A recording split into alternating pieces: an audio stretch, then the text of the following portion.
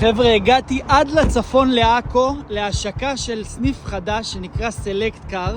החבר'ה האלה, אולי אתם לא מכירים אותם, אבל הם אחראים על הרבה כלים מטורפים שהגיעו לישראל, ועכשיו תתחילו להכיר אותם קצת יותר.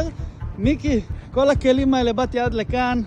על מה אני יכול לקחת איזה סיבוב, לעשות איזה משהו מעניין? יש לי משהו גדול. קאיה פיקנטו, יאריס קרוס. על זה אתה רוצה שאני אעשה סיבוב? כל הכלים האלה, GMC, מרצדס GT, GT3. תקשיבו, תראו איזה יופי. ריח של חדש, 138 קילומטר רק. איזה קטלנית ה-GT הזאת. צבע מת זה מקורי? מקורי? בלי המדבקה עדיין, אתה אומר. איזה יופי, איזה כלי. הם עושים הפתעה לאחד השותפים. עושים לו השקה מטורפת, משהו מיוחד, תהיו איתנו, תראו איזה מטורף.